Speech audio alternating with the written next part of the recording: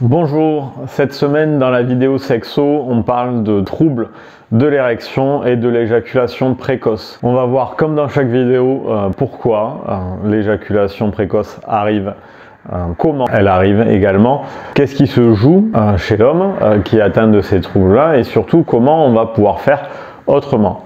Voilà. L'éjaculation précoce et les troubles de l'érection, un problème fréquent puisqu'il concerne un tiers de la population masculine.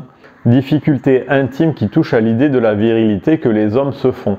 Oui, un homme ça doit durer, je suis une bête de sexe, etc. etc.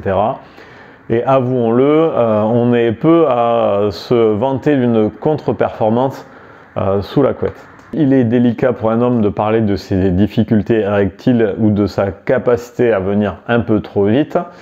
Ça peut avoir des conséquences très souffrantes pour ces personnes qui sont atteintes de ces troubles, et on va voir également qu'il y a des solutions pour y remédier puisqu'il n'y a rien de définitif dans ces difficultés-là. Qu'est-ce qui se joue dans ces phénomènes qui perturbent le bon fonctionnement de la sexualité masculine? Quelles sont les raisons de ces désordres qui posent tant de problèmes? Un changement de vie, une période de stress, la consommation de tabac ou d'alcool sont des facteurs qui viennent favoriser l'éjaculation précoce ou les pertes d'érection. Tout comme certaines maladies, un diabète, des maladies cardiovasculaires, neurologiques, inflammatoires peuvent avoir des conséquences sur la capacité à tenir son érection ou à éjaculer prématurément. Également une personnalité anxieuse, un manque d'activité physique ou une prise de poids, comme je le disais précédemment, sont des facteurs qui vont aggraver les troubles de la sexualité masculine en général.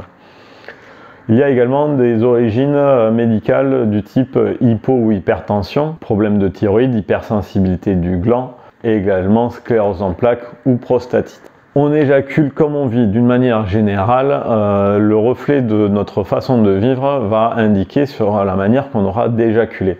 Quelqu'un qui est pressé, empressé, quelqu'un qui comble du symbole et quelqu'un qui postillonne. Voilà, ça va renseigner sur la manifestation de son éjaculation. Ou même un homme qui respire vite, qui s'agite, tout simplement. Tous ces comportements vont avoir des conséquences directes sur les performances érectiles et sur la tenue de l'érection. Il est aussi important de savoir que nous sommes programmés pour nous reproduire et non pas avoir une sexualité. Un homme va éjaculer en 19 secondes et 17 saccades et on peut faire un lien avec notre inconscient archaïque et nos ancêtres préhistoriques qui eux n'avaient pas des conditions de sécurité réunies comme nous pouvons l'avoir et se devaient de faire assez vite leurs affaires pour ne pas se faire dévorer et se mettre rapidement en sécurité effectivement quand on est en train de faire l'amour ou de se reproduire pour ne parler que d'eux. On n'est pas dans une position de défense où on est en mesure d'assurer sa sécurité. Du coup, ils faisaient leurs affaires plutôt vite et après ils pouvaient passer à autre chose et notamment répondre à leurs besoins physiologiques et de sécurité. Je vous renvoie donc à la pyramide de Maslow. Alors, qu'est-ce qu'une éjaculation précoce exactement? On parle d'éjaculation précoce majeure à partir du moment où l'éjaculation survient entre 20 et 30 secondes après la pénétration. Également, on va pouvoir parler d'éjaculation précoce lorsque l'éjaculation arrive entre 1 minute 30 et 3 minutes, mais dans une moindre mesure. Donc c'est important de retenir que un homme qui vient au bout de 3 minutes, n'est pas un éjaculateur précoce, c'est un éjaculateur rapide. C'est important de le savoir car ça peut rassurer beaucoup de ces messieurs. Le fait d'éjaculer trop vite peut être extrêmement frustrant. Lors des webinaires que je faisais lors de la semaine de la Saint-Valentin, j'expliquais qu'il y a encore peu de temps dans l'inconscient collectif, entre les fin du 19e et début du 20e siècle, il y avait cette idée préconçue que l'homme avait la responsabilité de la jouissance de sa partenaire. C'était à l'homme que la charge revenait de faire jouir sa partenaire.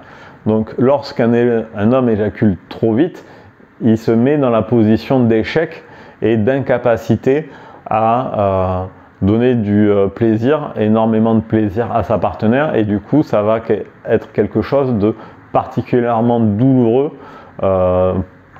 pour beaucoup d'hommes.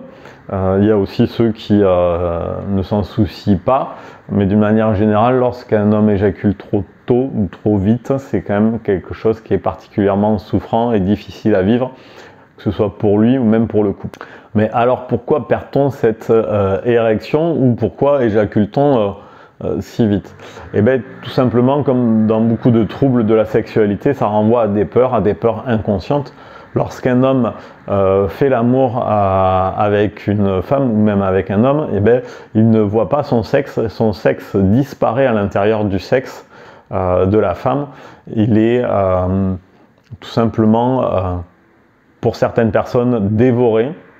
Et donc l'idée de se faire dévorer par le sexe de la femme va couper toute capacité érectile. Cela renvoie également à la symbolique du sang, à la filiation, à la lignée du père, des parents, le père castrateur qui vient châtrer le fils pour reprendre sa place dans la systémie familiale. Je vous renvoie au complexe d'Oedipe.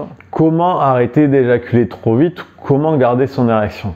Ben, on va tout simplement d'abord prendre une grande respiration. On va se défocaliser. On respire un grand coup. Se focaliser sur sa respiration. Plus on se focalise sur sa respiration, plus on va détourner son attention de sa difficulté érectile ou de son éjaculation précoce, et plus on va faire baisser la tension et donc permettre une réduction du stress, ce stress qui va lui être de nature à provoquer une éjaculation trop rapide. Il existe des exercices de respiration, notamment de respiration abdominale. Donc on va se concentrer sur sa respiration abdominale, on va jouer avec cette respiration, adopter une respiration abdominale en lien avec les mouvements de son bassin. Donc moins on se met la pression monte vite et moins on va éjaculer vite. Il s'agit de diminuer son hyper-excitabilité afin de retarder un peu et puis après retarder un peu plus encore cette éjaculation.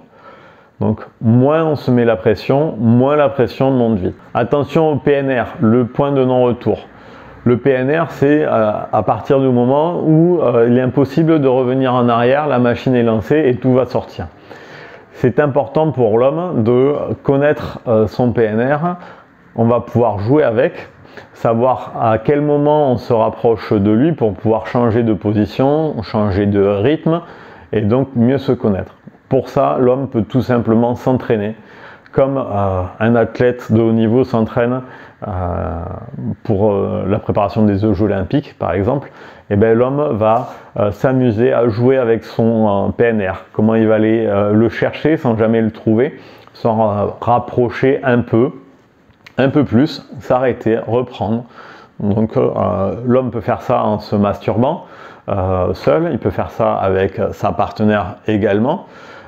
Et tout ça, il s'agit tout simplement de s'entraîner, comme une femme qui, elle, est atteinte d'anorgasmie, va s'entraîner en se masturbant pour se connaître et découvrir d'autres sensorialités. Alors l'homme, lui, va avoir une connaissance plus fine, plus précise du moment où il s'approche de son PNR, et du coup, en se connaissant mieux, il va pouvoir gérer son éjaculation. Mieux vaut en sourire si ça cause des difficultés réelles et particulièrement souffrantes.